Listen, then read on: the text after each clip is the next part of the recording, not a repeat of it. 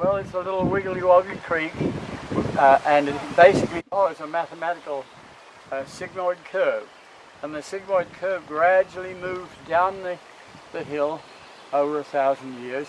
So if you have a house on the bend that you think is going to be permanent, the sigmoid curve may just move through your house. There's usually a beach on one side and a cut on the other side. So there's a harmonic mathematical deal that is horizontal, but it's also vertical, so you get riffles and then swamps that are very still. So we're simulating that some as the water comes down the hill, you're having riffles and ponds. And a lot of creatures live in different places. On the riffle, you'll get organisms that like to have nets, and they catch the bacteria and whatnot that come through. On the pond, you'll have the water spiders and things that like that. The meniscus? Meniscus, yeah. Yes. They can sit on the top of the water, they're so light. Okay.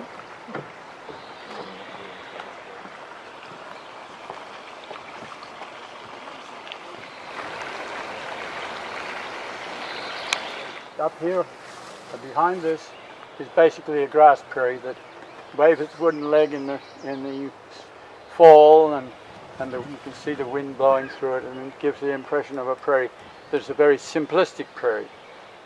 Later, people like Audubon and others have gotten into bringing in a more complex seed mixture. And when they get Peter Schramm or somewhere else to plant a prairie, he comes with perhaps 35 species. Not 110. The 110 depends on the different habitats. So you might have a wet habitat and a dry habitat. If you're in Missouri and you have a mountain, then you'll have lots of different habitats. So you might have 400 species there. This is fairly flat, so you get about 110. Plus about 6 grasses.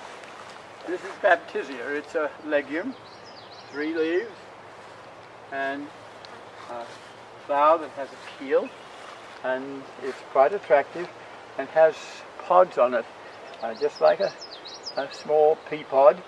And when they get dry, they rattle. They don't rattle for too long because this is a legume, and insects and creatures know the value of this nutritionally, and you'll come to your Baptisia to collect seed, and it's all got little holes in the pod, and it's been eaten before you get there. So you have to be quick. Indian grass, the big blue stem drops its fruiting bodies fairly early in the winter. Indian grass will keep its fruiting bodies for quite some time later, so you can identify it. You also have various goldenrods. This is a very common goldenrod. It comes in, blows in, and it's very much part of the prairie, but it doesn't demonstrate a very complex prairie. There's Coreopsis, a tall plant there is a Coreopsis, and the plants alongside the forest will be different and a little shaded. If you want to find Joe Pyeweed, it'll be there. There's a plant that indicates disturbance, so there may be a meadow vole or something that's kicked in here, and that's daisy fleabane. So if you saw a whole field of daisy fleabane, you'll say that field has been, 2 years ago it was in agriculture. So you can date your fields by what plants are there. Monarda. This is a yellow cornflower. Hasn't quite come up yet. It already has a nice little insect sitting on there, and I don't know what that is. Oh, I see it's gone now. Oh no. That'll be a yellow cornflower. Or gray-headed cornflower. Oops, bumblebee. This is cup plant. You have a cup that catches water, you see? It just dribbled out right there. Cup plant. Another one here. Last night's rain. But there's paramecia and all sorts of things in there. What you're seeing here is Phalaris tuberosa or canary. It's a grass that is used for hay in the spring. The problem with prairie is you see it just coming now. But what dairy farmers and beef farmers want is to have their crop, feed their cattle early in the spring. So they want to start with something that comes up in May, or March, and often it's legumes. So you have mixed in here sometimes strawberry clover and other clovers and grasses that were brought from Europe. We have that mixture now. That is a giant ragweed, and it's mild-mannered here, but ragweed is a plant that belongs to disturbance areas. So if you have a badger plot with feces on the outside, then you'll get ragweed growing. Quinine. This suggests that there's something that you can use for the alleviation of malaria, fever, and that's quinine, the fairly heavy one. The seed pods here? No. Oh. Over a little bit, you see this one dock sitting there. Okay. To the right of the dock, and there's more there. There's this one's a sunflower. Oh. It's almost there. There's golden Alexander right there. So this is a rather excellent teaching site. This is coming off the Yankee Ridge Moraine, and you would normally have just a few trees on the stream that would be cottonwood. You're getting invasive trees because you've drained it. Trees don't like to have their feet in water. Some do. Cypress is a typical one in the south. But basically, cottonwoods can stand the water while it's there, and they have a huge root that goes down into the aquifer, and that allows them to survive. But no trees here, basically, because I think if anyone sees a tree, it goes. It's not part of the prairie. Here's another legume, and it's a bush clover, and that's the seeds from last year. The red-winged blackbirds will be around and have nests, and you can triangulate. If he's there, and you go over there, and he's there, and here, you got an idea that the nest is somewhere in the middle. This is strawberry clover. This is one of the clovers that was brought in to provide food for early in March. It's an interesting clover. It's not too invasive. Sometimes you'll have little breaks like this. The plants will sort themselves out according to their own migration, and it's starting to happen. This probably is, I would think, 15 years old now. It takes a while. When you have the Department of Transportation wanting to plant a prairie on the side of the road because it's too steep to get bromgrass to grow, then they will ask you, how long will it take? And I say, oh, give me 10 years. And they really want 10 days. You have to make sure that you only have a 4-foot trail. There's a tendency to think of these things as weeds, so you can very shortly have a 15-foot trail, and we have to control that. Baptisia, there's too much baptisia out there. You can imagine. The bumblebees aren't complaining.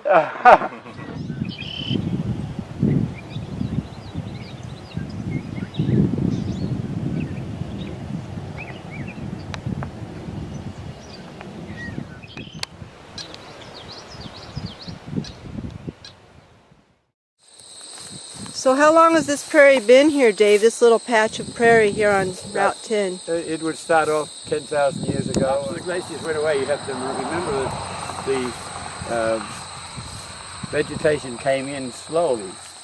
That's very beautiful, too. Make sure there's no holes. Yeah. And you said this little patch of prairie is like 10,000 years old? It wasn't like it all happened at 10,000 years ago. It's been happening gradually over 10,000 years. So sometimes plants modify over those 10,000 years because the climate changes, the situation changes. And right now these plants are trying to adapt to settlement and take over by agriculture, which they don't do very well because they're very subject to herbicide and mowing. So Dave, this little segment never had corn or anything planted on it? That's right. If I did a study of the soil down here, I'd probably find that they're all original soils. That means it's glacial till. The prairie has helped to digest and make into a rich prairie soil. Is that going to be good or bad? Well, every time it rains, this is full. It's bad if you're wanting to grow corn. But it's good if you want to have a wetland. Yes, that's you got it. And the industrial piece is, can you imagine, this is our only rise in the community, and it goes out to Muhammad, and to put industrial on top of the ambient part of your community is a strange thing to do. Is that the plan for this spot? Well, that's what the sign says, you see. It's basically being promoted for that purpose. And part of the reason is that the soil under here is glacial till. It has gravel in it. So it's much more firm base for putting buildings on. Thinking ahead is important. Yes.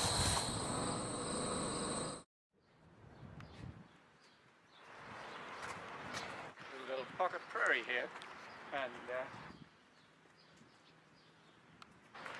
it's coming out of winter. We have a prairie forest ecosystem.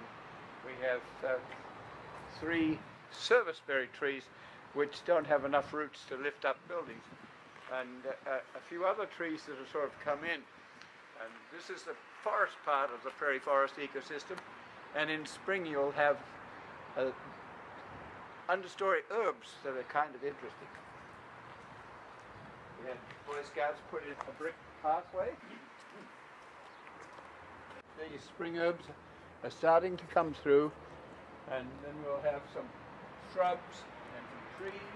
Provide a break for birds that come in out of the prairie. The prairie's over there.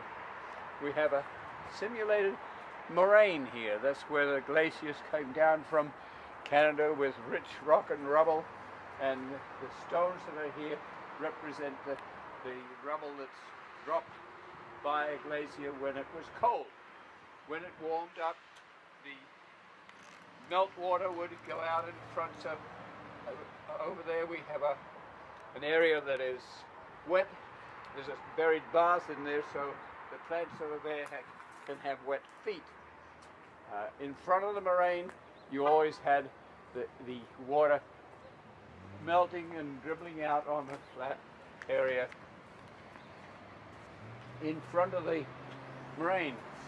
So we have a local place called Flatville, and it's flat because it was where the glacier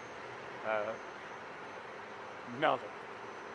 So the edge timber trees are just coming out in bloom.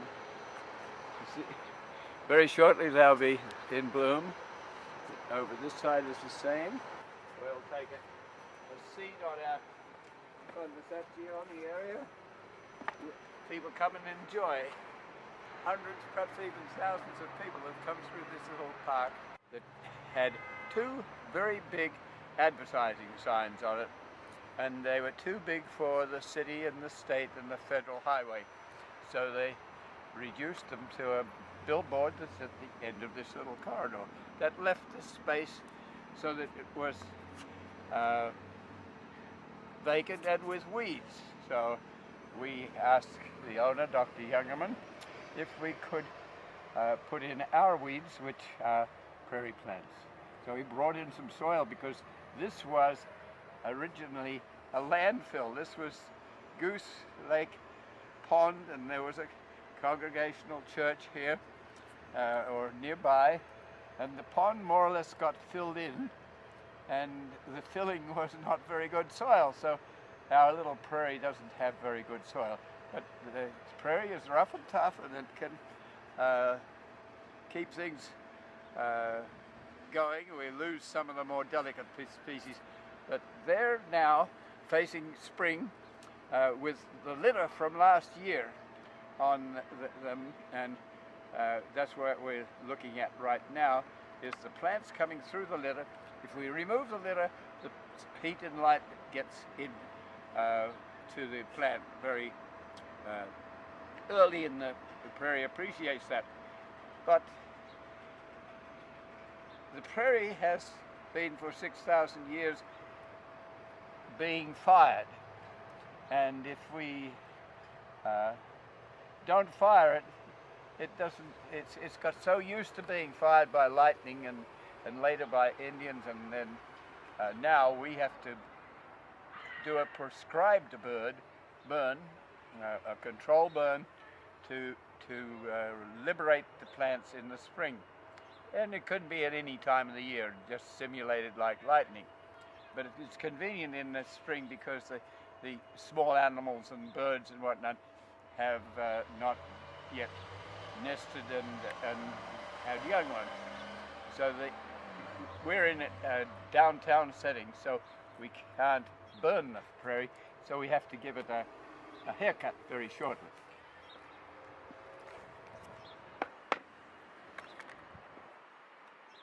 These are the little plants that are starting to grow.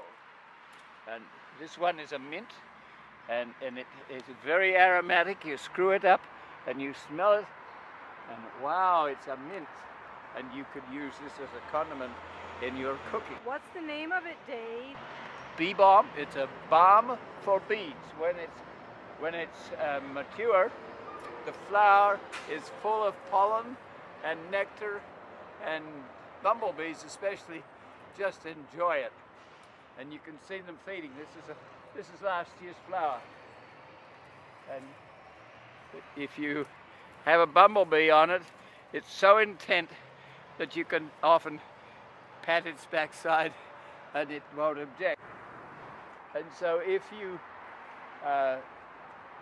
watch them fly away, their saddlebags are full of pollen, and they have nectar too, and they're so heavy laden that when they leave the flower they sometimes go down, and then they have to come up because it takes them time to take off with that weight. So here we have grapevines, and there's probably too many grapevines. They're wild grapes, and they're only about a quarter of an inch across. Well, they're a little sour, but they're very nutritious. The wildlife gets to use the grape. So here's a cup plant. Here's the stem from last year, and there's the plant growing already. So we have to remove these and get rid of them. And we're bringing some artifacts here, like the sulky wheel, because when settlers came, they were using horses. And so their elevators were just 5 miles apart. Their schools were fairly accessible because people had to walk to school or ride a horse to school. So it's just to remind people of a different history. So if you stand in that corner, you can photograph back and imagine millions of miles of prairie. The state of Illinois was 2/3 prairie, and it would look like this, so you have to close your eyes and squint and believe that this was what it looked like in spring. And there's a butterfly up there in the background. I see. You'll never see it. Huh?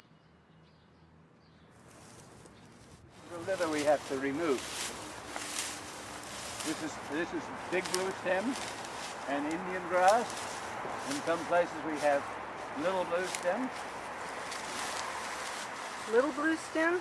Yeah, there's several grasses.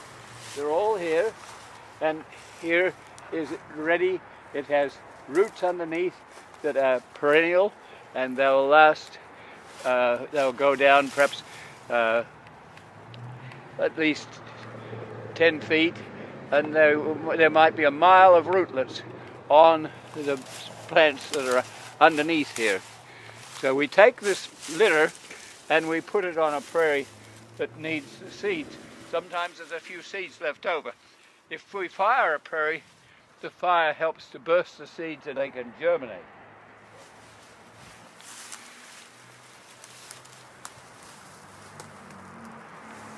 So that happens to be an area where there's mainly grasses, but you'll have perhaps, in this case, about 30 species. There's strawberries growing, and you can see the litter is changing to have some more broad leaves. Settlers wanted plants that were growing early in the spring, and the prairie doesn't grow early in the spring. So if they wanted to have cattle and sheep and goats, they were going to have to bring in plants from Europe and that were adjusted to growing early in the spring. So with them came the weeds, and I suspect that dandelions are an introduced species from Europe. What is the bright red berry-like plant? A rose hip. So that's a prairie rose. If you pull that, it would have a runner about 18 feet long. Right behind you here is a lead plant that is tall. If you look towards the sign, you can see a very tall lead plant. It's like 6 feet tall. Here you're getting tall plants, and you get a few milkweeds. There's a milkweed, and if you look up, there's tall coreopsis. It's a yellow bloom, and there's a rosin weed there. What it is.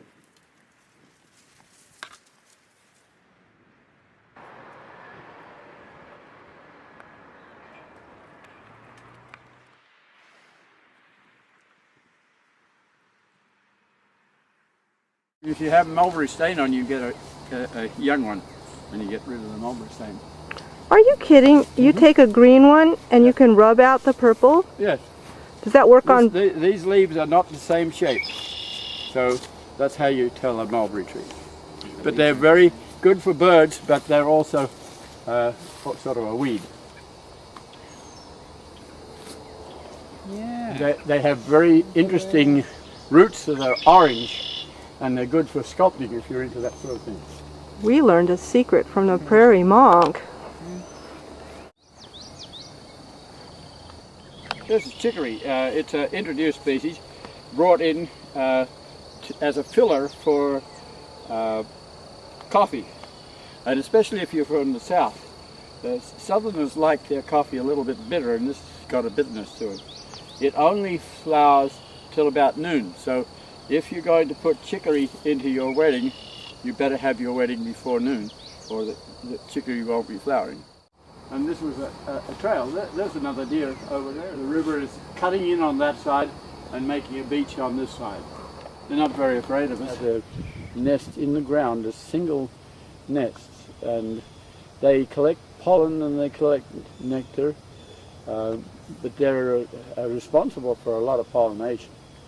And the population is down, I think. Yes. Dave, do they sting people? They're not as likely to sting as regular Italian bees. And if you annoy them, yes, they will sting. The Italian bee you can have, if you treat a bee incorrectly, like if you get bee in your hair, you just take your hand and you gently move your hand down and you take the bee away. But if you slap it and you break it and its biochemistry is released, then you have 10 other bees to protect their hive or whatever it is they're protecting. So yes, you have to be careful how you work yourself when you're doing it, working with a bee colony. We're going to go over to these very nice little pods, and it's a legume, so you're lucky to get the seed of this one because the other creatures that share your desire to get the seeds have already gotten in there before you get there.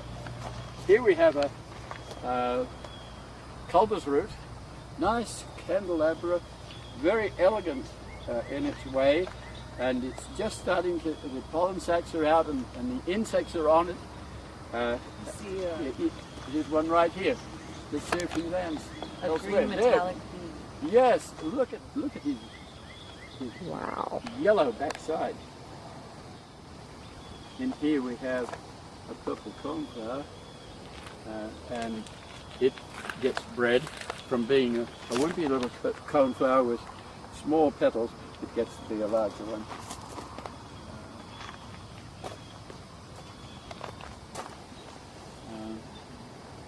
And again, a butterfly weed is a milkweed in the milkweed family. Here's spiderwort right here. This is a rather tough one. This is one of the few plants that can survive a lot of herbicide. If you see herbiciding along the railroad line, and that's kind of huge, then you'll find protoscantia or spiderwort, also called snotweed, because when it breaks down it has this sort of thing that looks like what might come out of your nose. Right behind you here is a liatrus. And there are several different species of liatrus, but this one has been bred because see how many, if I were in the field I wouldn't see a liatrus with as many spikes as that. There's a white one here. This one will be purple. Starts flowering top and comes down. And it's sold a lot in florist shops.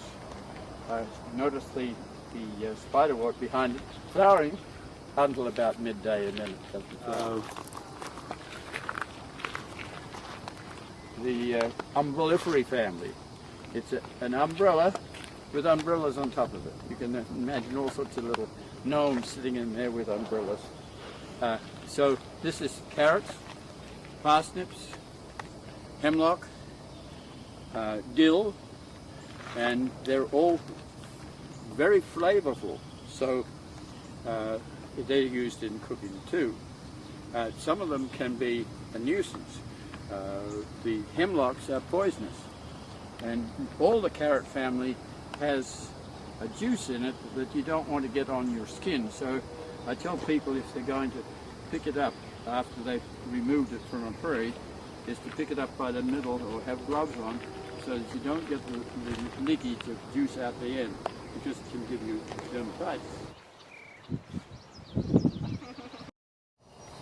Okay, that's important. See, that's a native bee.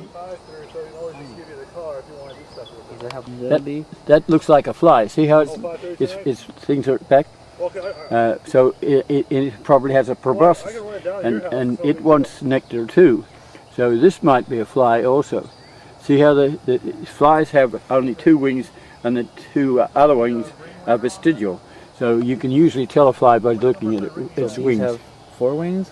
2 wings, not 4. Wait, what's the difference between bees and flies? Yeah. Bees have 4 wings. Bees have 4. Well, most insects have 4 wings, 6 legs and 4 wings. Spiders have 8 legs and 2 pieces of the body. Yeah, totally different. The entomologists who deal with insects have to deal with head, thorax, and abdomen. So, oh yes, there's 2,000 different And a insects. lightning bug. So if you wanted to follow all the insects Oh no, through, wait, look at this guy. It's like pink and green. now that's a leafhopper. Yeah? That belongs to Hemiptera, and that is something that has a sucking mouth part, so it can go down into the veins of the leaf and get its nutriment. But it also, if it has virus disease, it also brings this virus disease to the plant. It goes Or right if into it's the- going to eat on you. Leafhoppers don't get onto you, but But they're very soft. some Yeah, things do get onto you. And this guy looks kind of... Oh, that's a bug. Yeah, that's in Hemiptera too. That's a bug. Yeah. Technically a bug. And usually very smelly. So if you crush it, it's rather repellent. Is it called a stink bug? Oh. So the bug has wings that fold on the back. So can you look at the back? And you'll maybe, yes. But see, this bug is busy feeding, and he also has a proboscis that goes into the. It has a nice little. It has like a trochila. It has a cover around its proboscis that when it goes down in this straight thing and then pushes into the cells. But is he chewing on the leaf, or is he just? No, he's not chewing. He's going sucking. in and sucking. These are the pods that are on baptisia, and they're actually very interesting because native people, when they're dry, there's a seed inside them, and the seed is dry, and they make a rattle.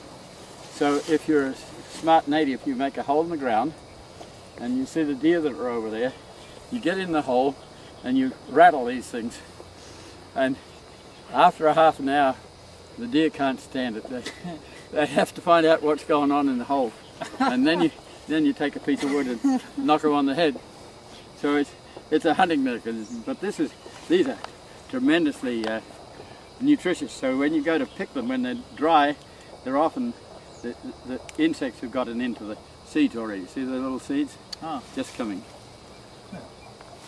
there's a bunch of them. And these aren't even. These are just. They're just starting. This is a typical legume flower. With it's got a little keel underneath, and then big petals in the background. I don't see one out at the moment. You see how popular it is. Since it's a legume, it's got a lot of nutrition in it. It's all been eaten at the top here. Yep. And there's an insect just flew away then. So you're lucky to get to this stage.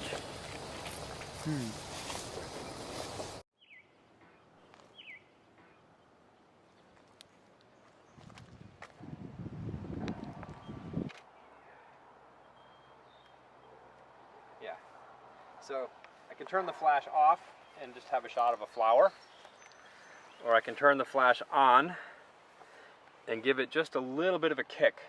So it's a bit brighter, but the background is still natural. Do you see that? So that's, I just turned the flash off and took a picture of the flower, or I turned the flash on and the flower's got zing, but the background is still there.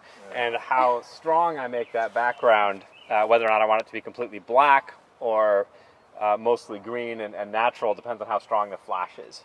So I can turn the flash all the way up and then have to adjust the settings here. Those of you who have a camera that has a little thingy might want to borrow this, because these lights are all set up. All you got to do is snap this on the top of your camera, like this will work, and you can line up a shot like you'd like to and turn the flash up and down as needed.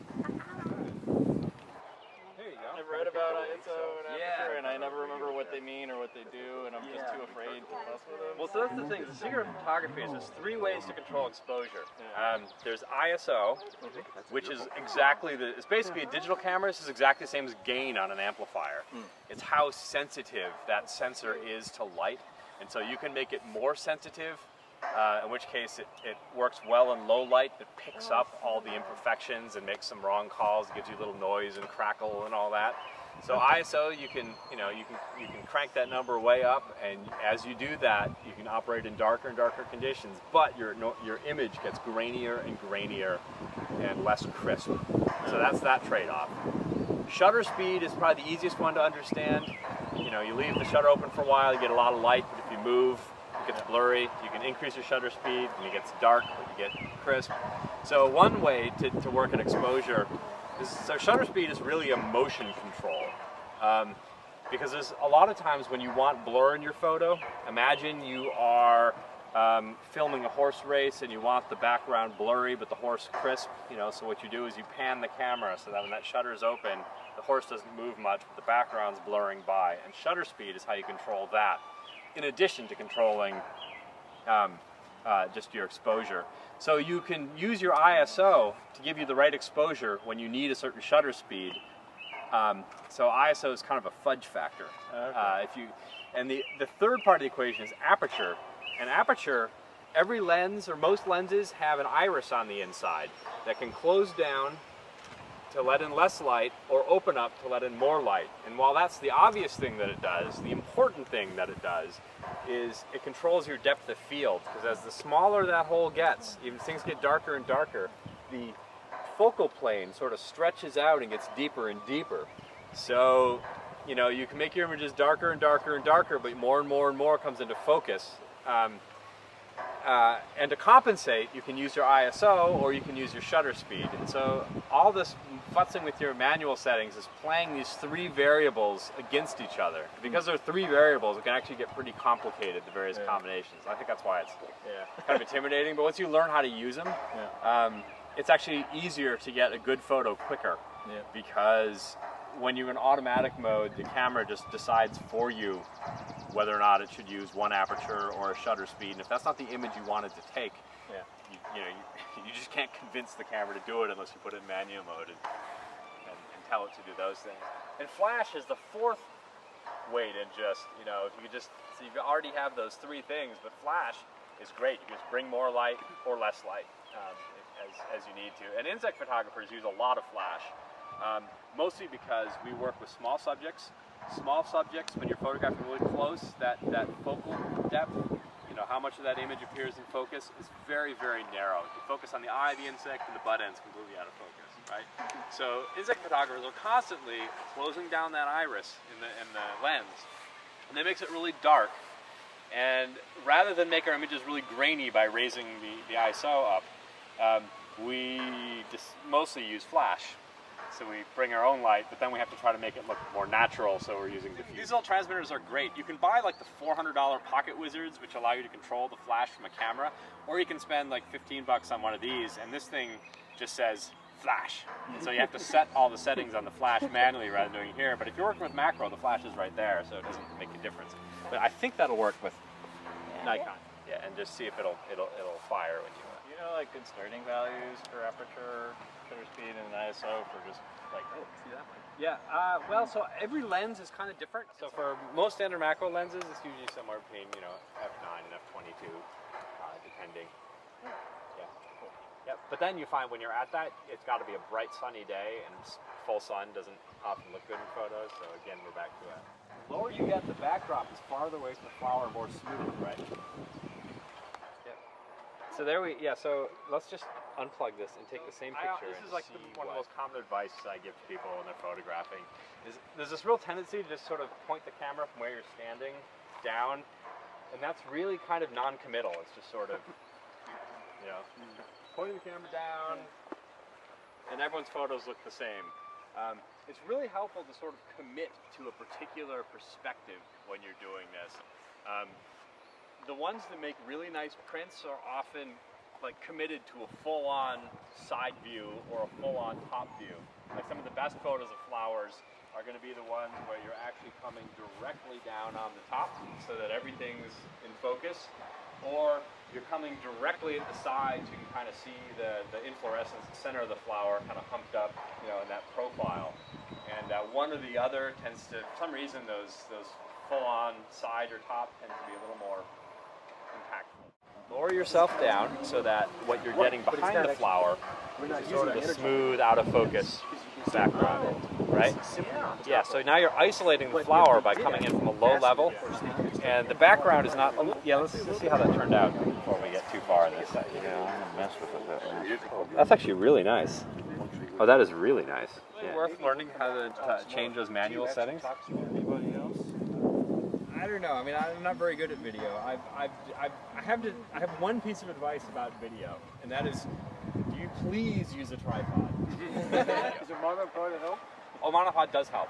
And once you're on a monopod, if you can bring your vibrations and motion down to a particular level, there's software that'll de-shake it so that it doesn't go so much. But if you try using de-shaking software on a really shaky image, you start getting seasick because everything is like, it's holding the subject steady while the background pulsates, and it's like being on drugs.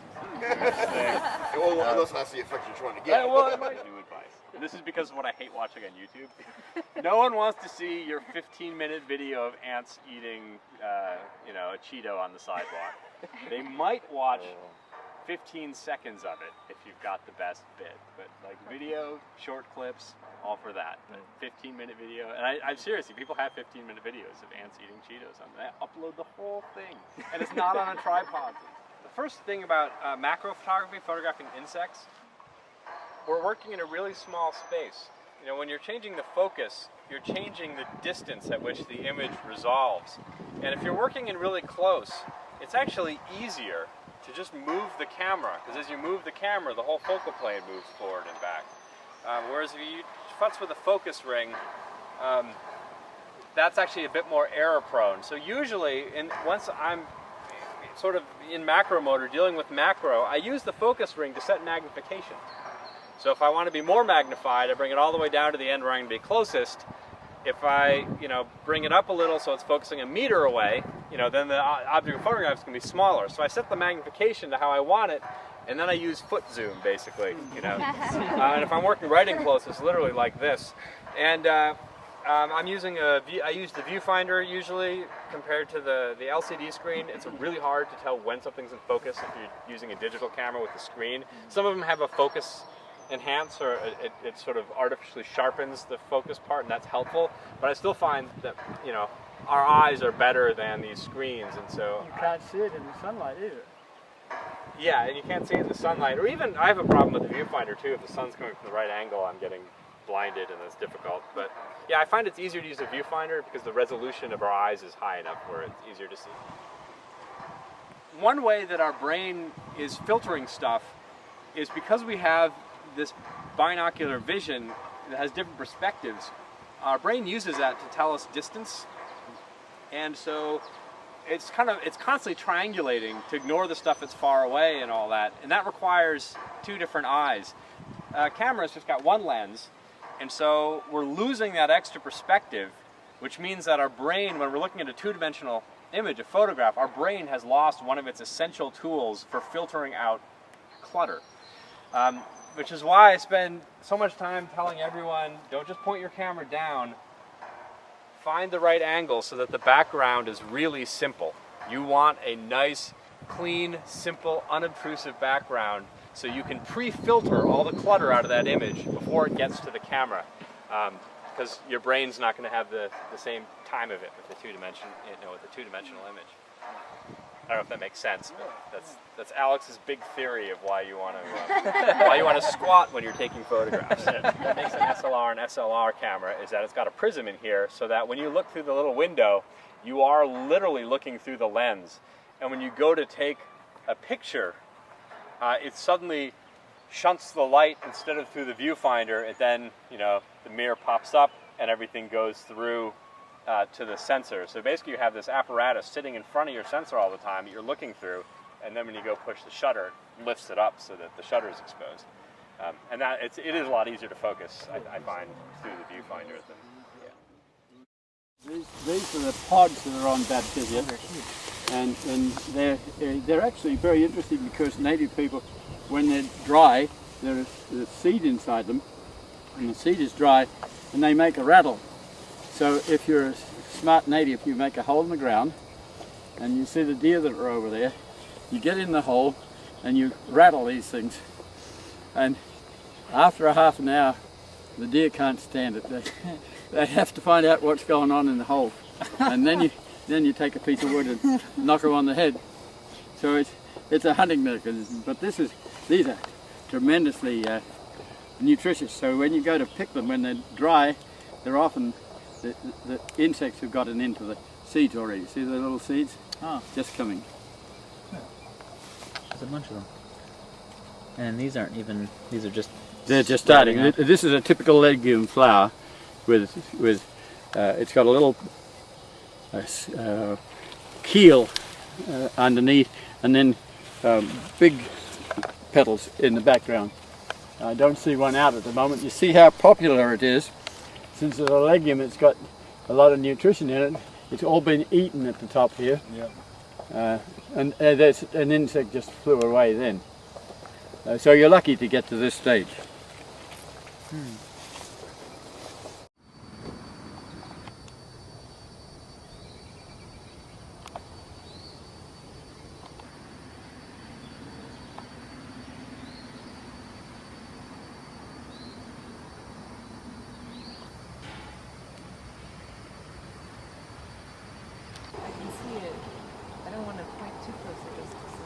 I see it.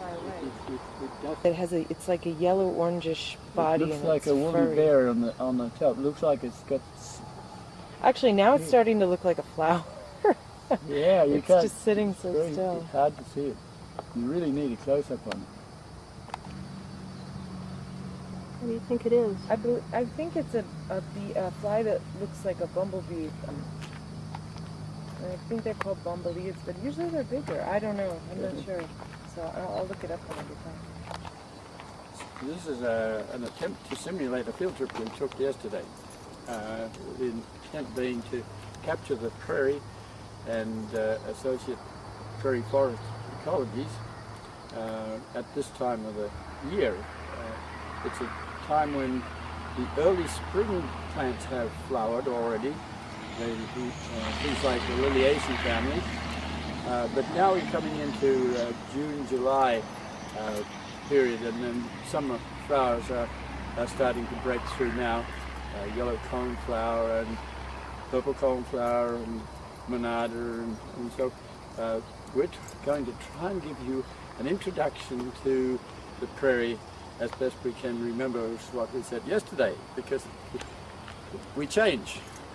Each field trip is different, so we're just discovering a whole bunch of little insects on in an urban garden, and this is St. John's wort, and it's just used a lot in medicine, and so we're going to wander around the herb garden a little bit and look at things that might. Over the fence here we have some species that have been changed, and you have to know that most garden species were, or all garden species were native at one stage, and then they were changed.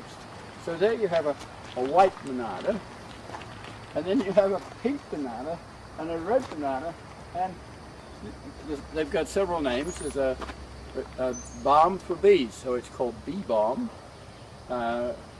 It just attracts often bumblebees, and the usual color is a mauve or a sort of almost purpley color, and that's not here at all. But if we look at a similar plant that is over here,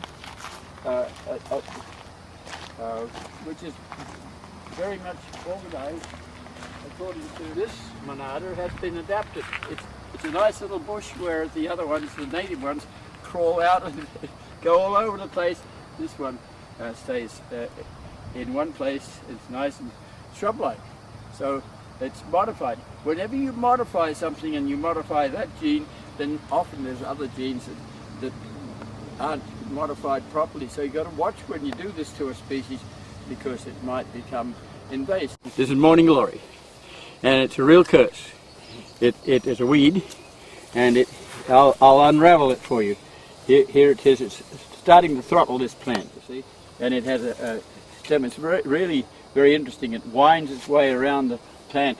You can see it almost doing it in the sunlight, and I'm going to unwind it so that you can see it. Here it is. It's going to throttle this plant. It's a common goldenrod, so it's not a very valuable plant, but we tend to take these out and get rid of them because they are not part of the prairie. They're introduced species.